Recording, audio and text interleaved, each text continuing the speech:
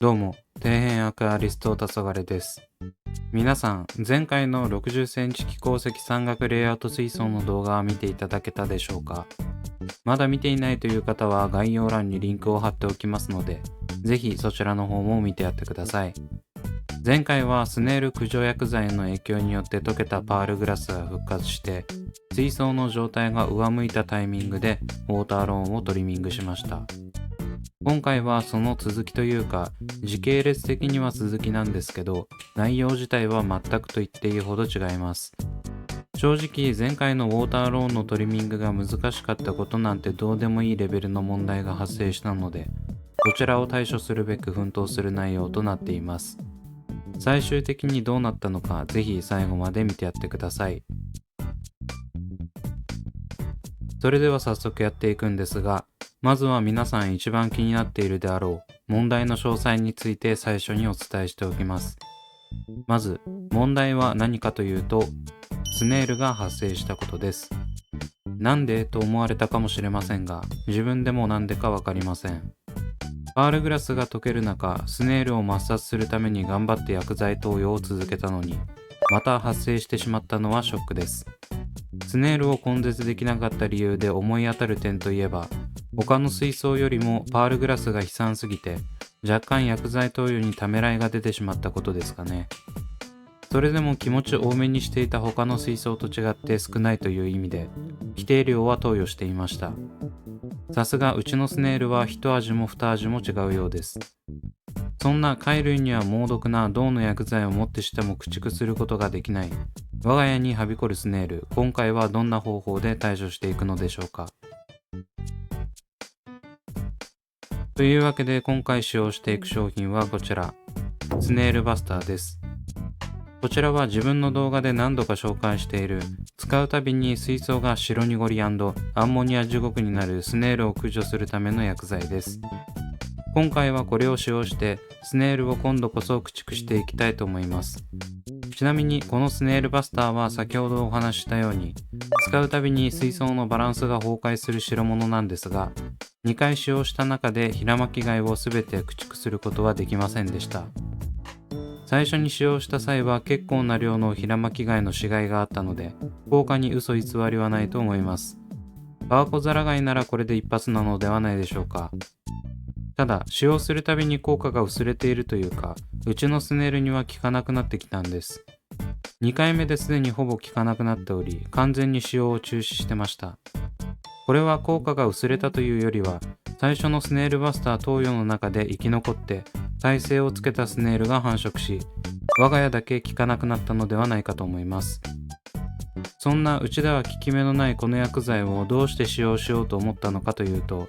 白濁りや水質の急激な悪化こそあれど、生態や水草に多大な影響が今までなかったからです。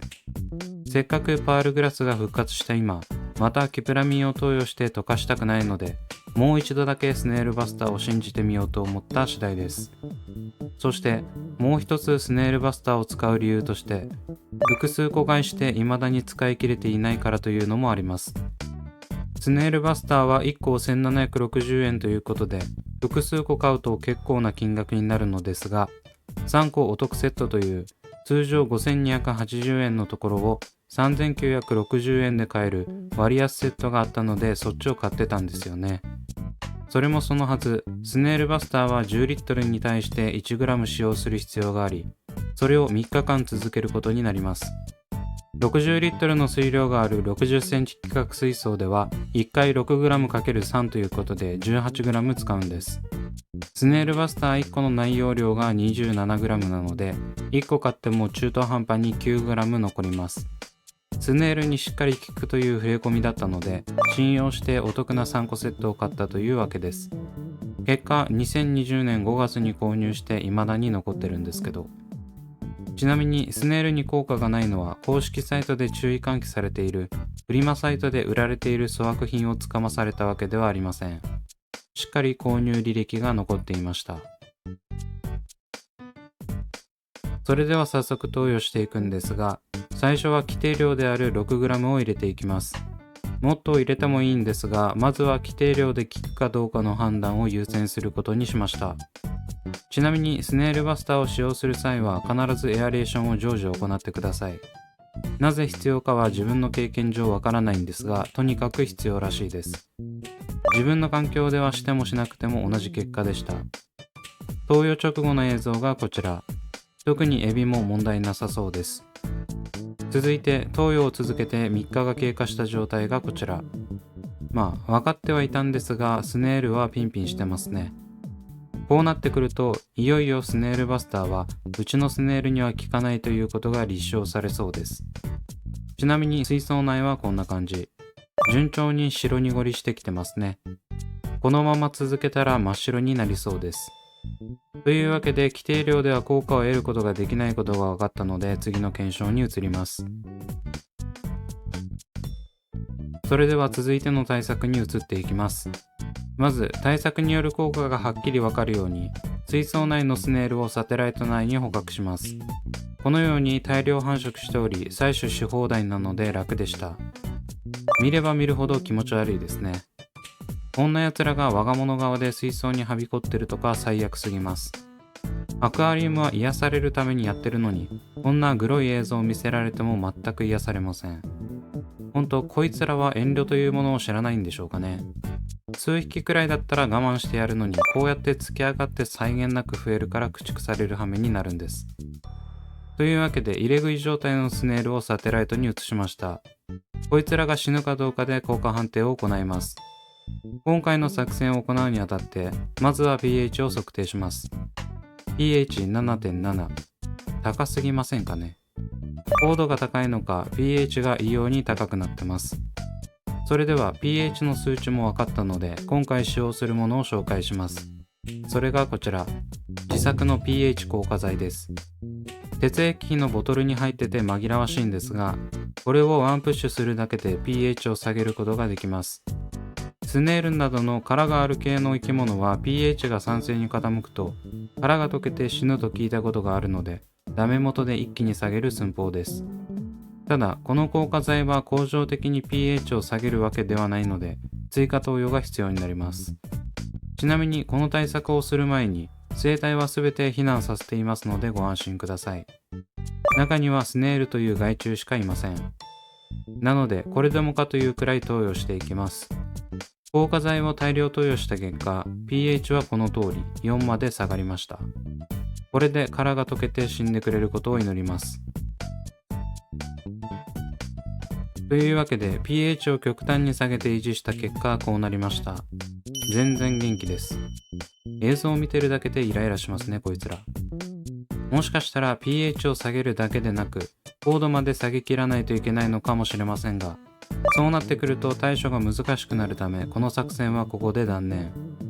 そんな感じでスネールバスター規定量投与と pH 効果が全く効かないことが分かったので、最後の手段に移ります。その手段に移る前にまずは検証を行っていきます。その検証内容は、本当にスネールバスターが効果があるのかを見るため、計量カップにスネールを入れ、規定量の10倍のスネールバスターを入れるという内容です。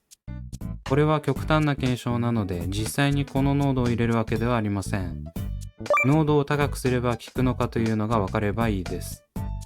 今まで散々規定量を入れてきて全く効果がなく、スネールバスターそのものの効果に疑問を抱いてしまっているので、それを払拭させるためですね。結果、スネールに効果がありました。さすがに10倍も入れれば効果があるみたいです。というわけで、スネールバスターをいっぱい入れたらスネールも死ぬことが分かったので、今回は1回の投与で 30g 入れていきます。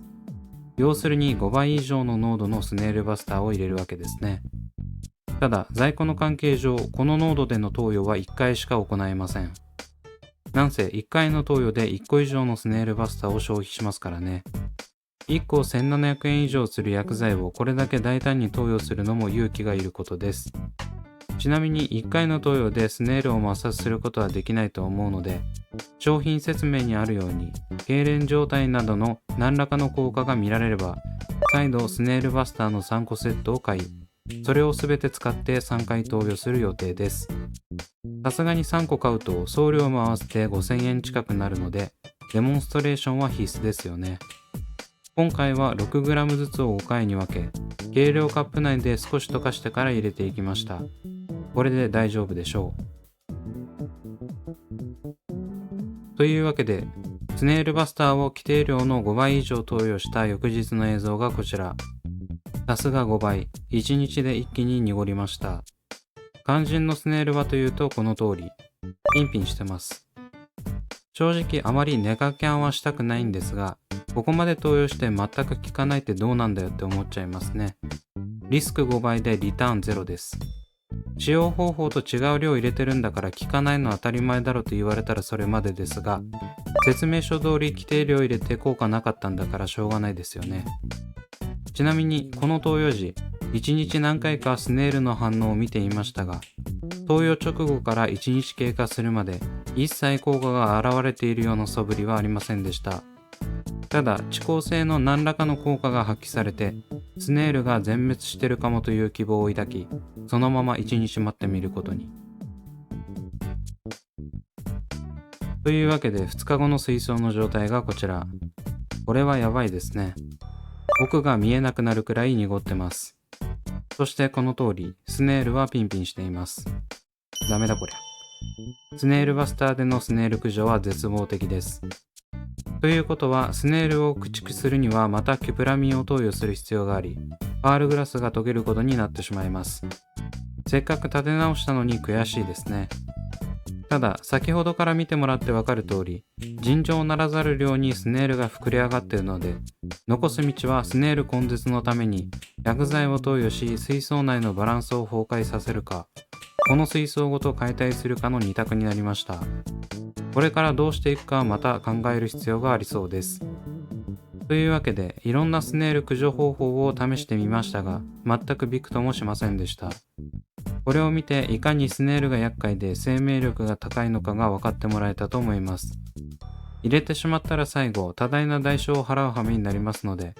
皆さんもスネイル混入には気をつけてください。